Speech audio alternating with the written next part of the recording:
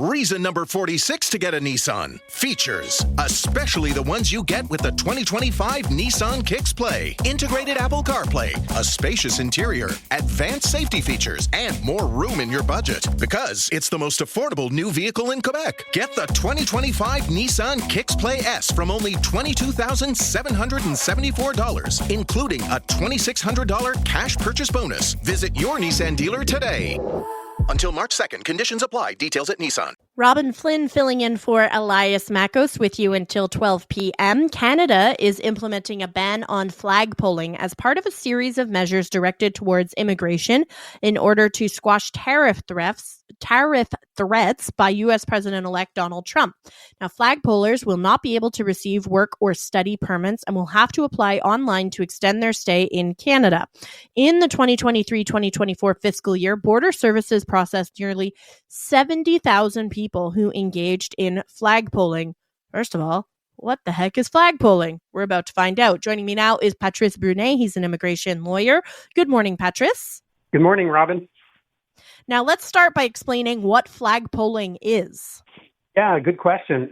Flagpoling is really a process where someone will drive up to a port of entry, a land port of entry, like let's say a Lacolle, and they will show up in front of the U.S. immigration officer, tell the officer, I'm not seeking admission to the U.S., I just want to turn around and apply for my work permit or student permit at the Canadian port of entry.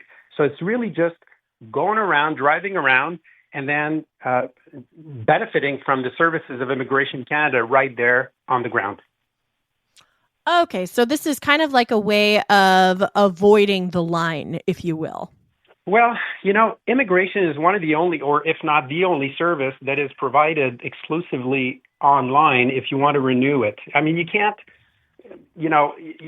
just walk up to an Immigration Canada point of service in Montreal and ask for the renewal of your work permit. You have to do it online, or you can do it upon admission to Canada. So admission to Canada could be at an airport, or it could be at a land port of entry. So it's really a way to accelerate things and provide a service to the population that has been in place for a number of years and has actually worked quite efficiently.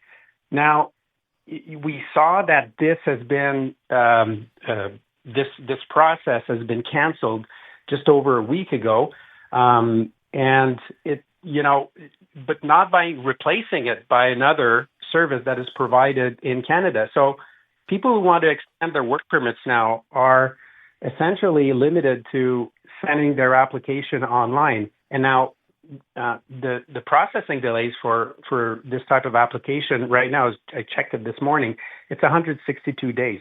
That's 5.5 months. So if someone wants to renew their work permit, they have to sit on it and wait for 5.5 months, which is it doesn't make sense. What is the duration of a typical work permit? So a work permit can be issued for anywhere between 1 year up to 3 years. So if you're about to if your work permit is about to expire, you better put in the system 6 months ahead of time, because right now it takes up 5.5 months. And just recently, just last month, the processing delays were about 4 months. So the inventory is not going down. The inventory is actually going up. And now it's going to explode up since they canceled the flagpoling option. I just hope that Immigration in Canada has planned ahead and has allocated enough resources so that the delays not only don't go up, but they start going down. That would require common sense, Patrice. Come on now. I'm curious also as well about if there will be any in-person services offered, because obviously online is more efficient, but for some folks, doing something in person is a necessity, right? If you have a more complicated situation or there's an issue with the form online, it happens to the best of us, right? Even if you're just filling out a credit card application, sometimes there's a drop-down menu option that doesn't work for you and you need to speak to a real person. Yeah, you're right. And some of those work permit applications actually require the immigration officer to apply judgment.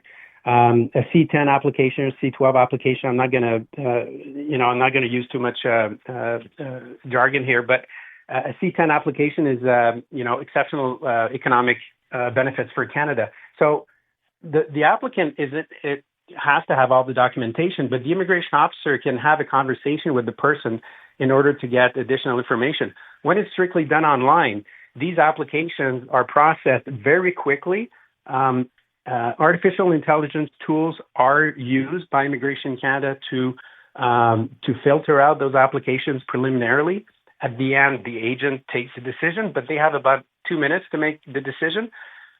So that option has essentially been removed through flagpoling. But it's still possible for someone to fly in, let's say from France, they fly into Trudeau Airport, they can still put in their application in person and have a conversation. So that option still remains. But for a lot of people, it's either inconvenient or impossible to actually fly out of the country and then re-enter, first of all, for cost reasons, but also for visa reasons. Some people, don't come from countries that don't benefit from visa waiver programs. So if they go back to their country, they have to apply for a new visa to re-enter Canada. It makes it more complex. And at the end of the day, who's paying for it? It's really the employees, the employers, the Canadian employers who will gradually lose the benefit of those temporary foreign workers that bring value to their company. And I imagine that is probably the goal in the first place, right? Is to try and encourage less hiring of temporary foreign workers, if I'm not mistaken, if I'm going by the rhetoric that I've been hearing in the House of Commons. I think that when it was announced by Mark Miller a few weeks ago that he was considering limiting or canceling flagpoling, he did say in the same sentence that they would provide Immigration Canada, they would consider providing Immigration Canada offices on this side of the border in Canada to process those applications so that they wouldn't have to go through the U.S. customs before. That hasn't been repeated afterwards. Of course, we haven't seen it. Now it's been implemented. But I think it's a knee-jerk reaction to Donald Trump's,